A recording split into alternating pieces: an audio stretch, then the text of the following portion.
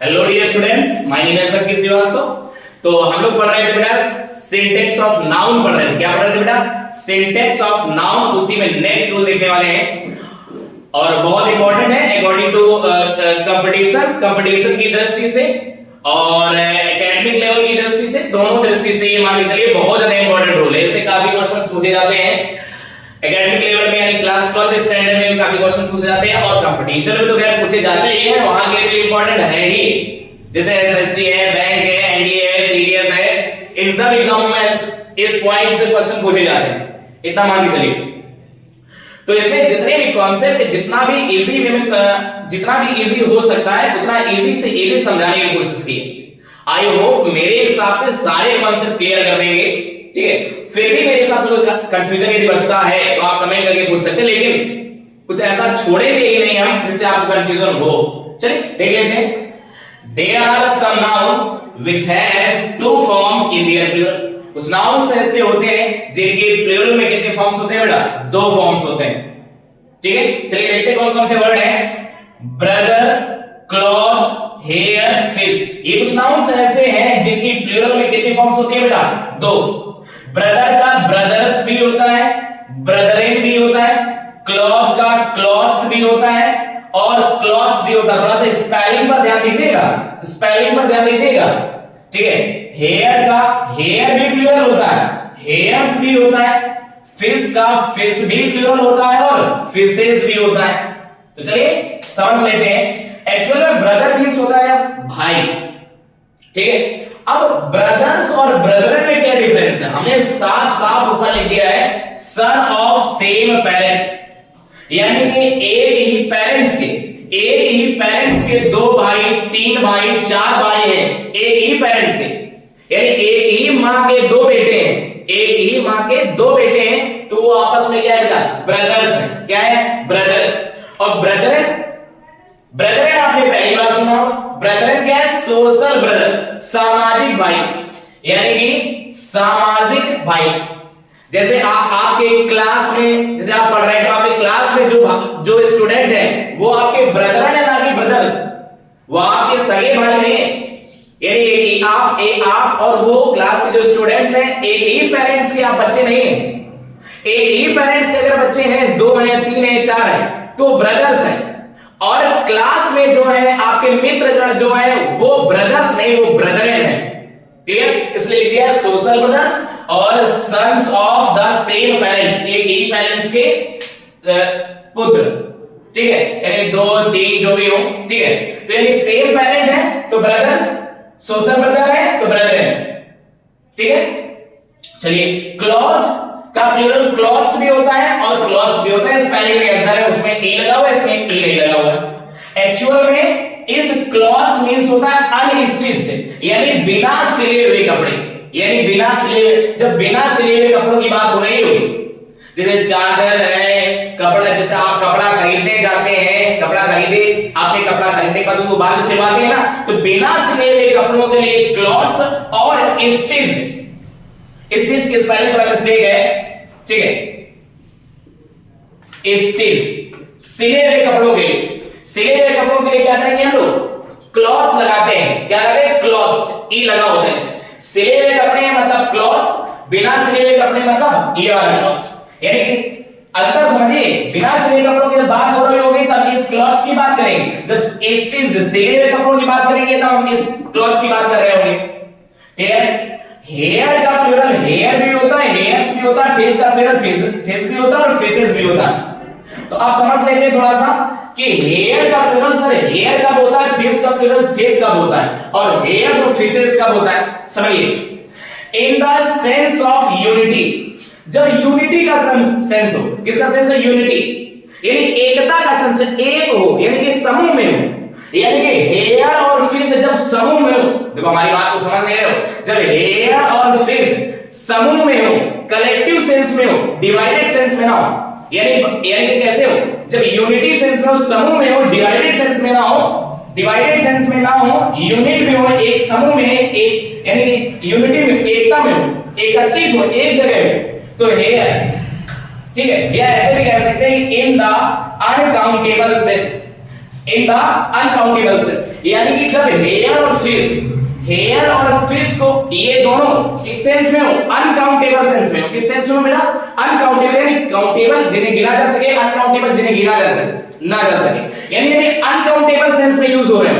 मतलब आप हेयर और फिश को गिन ना पाए, हेयर और फिश को गिन ना पाए जब अनकाउंटेबल सेंस में हो तो हेयर का प्लूरल हेयर, फिश का प्लूरल फिश करते हैं। यानी अनकाउंटेबल सेंस मतलब आप गिन नहीं पाएंगे, आप गिन नहीं पाएंगे तो हेयर का प्लूरल हेयर, फिश का प्लूरल फिश। या ये कह सकते हैं in the sense of unity, unity means एकता, यानी कि समूह में हो, जब झुंड में हो, ठीक, तब हम हेयर और फिश ही करेंगे। क्लियर है? चलिए अब हेयर्स कब करते हैं और फिशेस कब करते हैं समझिए। जब हेयर का हेयर्स कब होता है, फिश का फिशेस कब होता है, इन the sense of division. Division means विभाजन, विभाजन के सेंस में।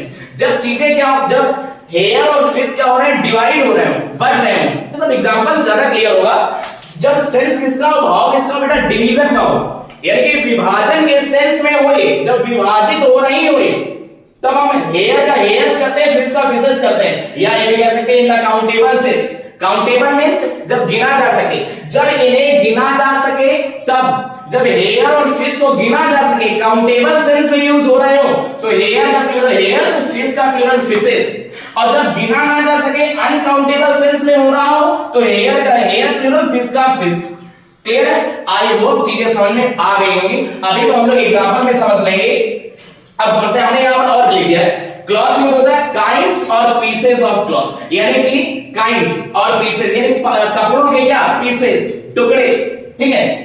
गारमेंट्स मींस होता है पोशाक, वस्त्र जो आप पहनते हुए, यानी स्टिच्ड क्लॉथ। इस क्लॉथ्स का यूज कब करते हैं, इस क्लॉथ मींस होता है गारमेंट्स, यानी पोशाक, यानी कि स्टिच्ड क्लॉथ, यानी कि सिले हुए कपड़े, सिले हुए वस्त्र। चलिए एग्जांपल्स हमें पर्याप्त मात्रा में 20 एग्जांपल लिए ताकि आपको, हम 2-3 एग्जांपल में भी क्लियर कर सकते थे लेकिन उतना अच्छा नहीं होता, मजा भी नहीं आता। हमने 20 एग्जांपल लिए ताकि चीजें जो है बिल्कुल अच्छे से क्लियर हो जाए। चलिए देखते हैं वन बाय वन एग्जांपल करके। दीपक इज माय कजिन ब्रदर। पहली गलती इसमें क्या है, कजिन मींस होता है चचेरा भाई या चचेरी बहन। अब यहां पर चचेरा भाई, भाई ये क्या कहना चाहते हो, यानी कि यहां पर ब्रदर लगाने की आवश्यकता नहीं है।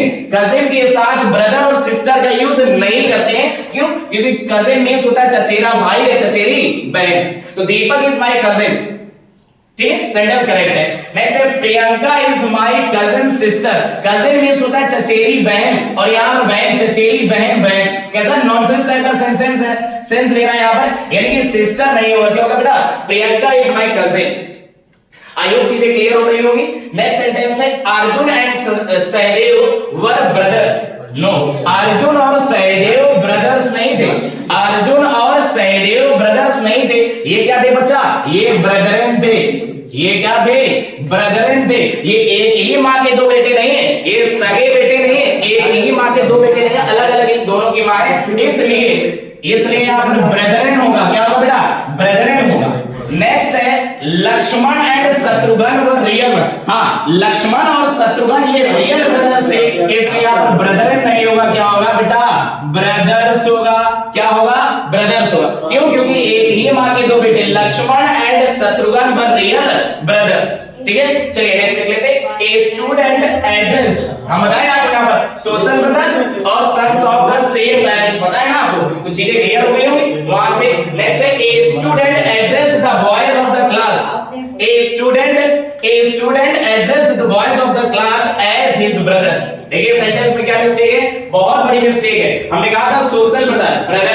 अच्छा ये बताइए, स्टूडेंट है, विद्यार्थी है, क्लास के बच्चों को एड्रेस कर रहा है, क्लास के बच्चों को एड्रेस कर रहा है, तो सारे क्लास के बच्चे जो हैं उसके ब्रदर्स हैं, एक ही पेरेंट्स के बच्चे हैं क्या, ना, सामाजिक भाई है। कौन से भाई है, सामाजिक भाई है, इसलिए बच्चा यहाँ पर ब्रदर्स नहीं होगा, क्या होगा, ब्रदरेन होगा। क्या होगा, ब्रदरेन।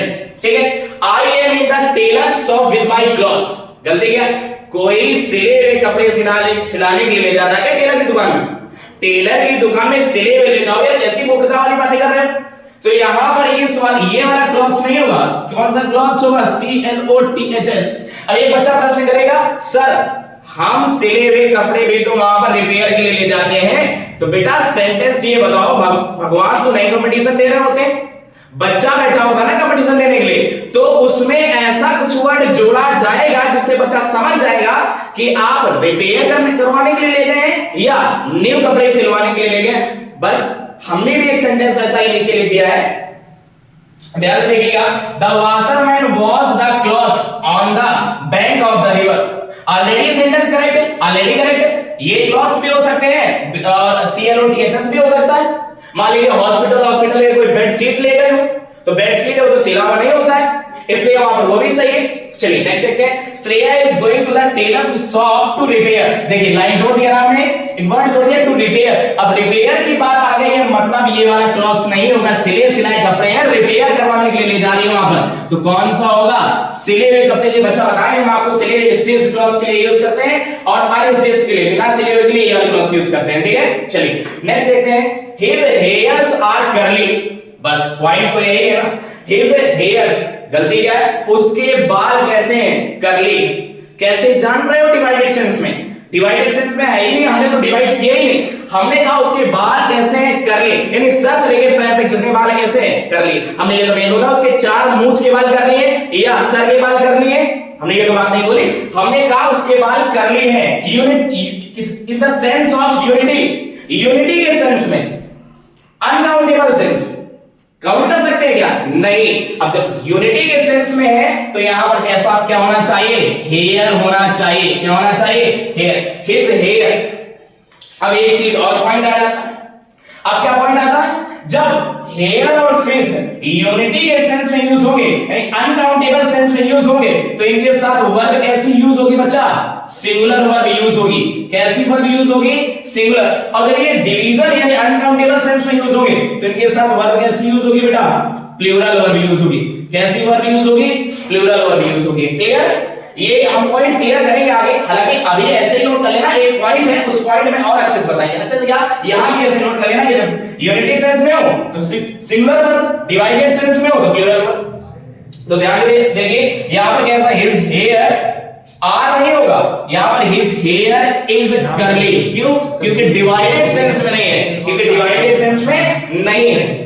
नेक्स्ट है two hair of ram's head is white. Divide कर दिया गया बच्चा यहां पर, उसके सर के जो 2 बाल हैं, Ram's head is white. Ram के हेड यानी राम के जो सर में 2 बाल हैं। अब यहां पर डिवाइड हो गया। देखो पहली बात तो काउंटेबल सेंस, पहली बात तो किस सेंस में? Countable sense. आप गिन पा रहे हैं, यानी कि 2 सफेद बाल तो आप अलग से ही गिन लेंगे ना, 2 सफेद बाल क्या कर लेंगे? अलग से ही गिन लेंगे। काउंटेबल सेंस में है यानी कि काउंट कर पा रहे हैं। क्या कर पा रहे हैं?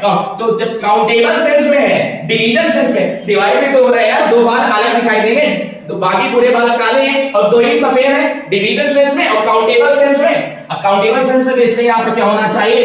हेयर्स होना चाहिए। वर्ब क्या होनी चाहिए? प्लूरल वर्ब होनी चाहिए, आर। क्लियर?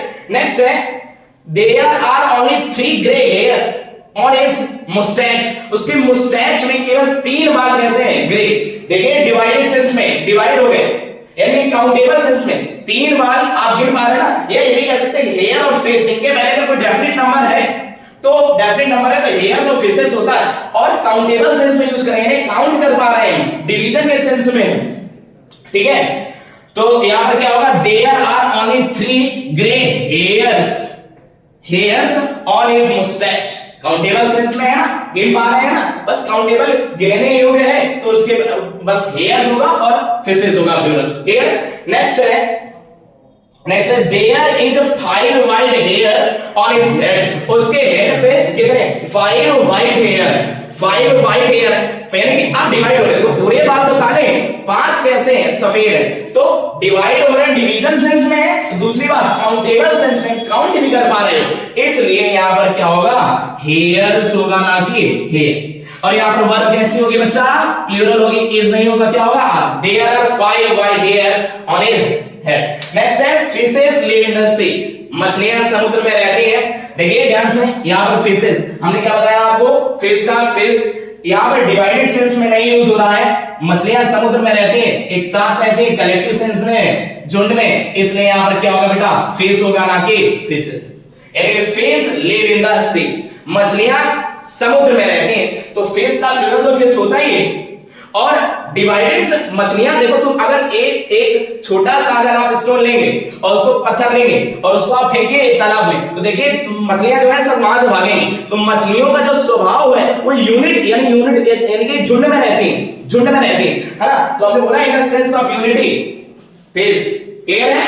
और वर्ब, अब सोच रहे हो सर यहाँ पर ये बताइए वर्ब प्लूरल कैसे यूज करते हैं, तो ये बताइए पूरे संसार की मछलियां झुंड में रहती है क्या?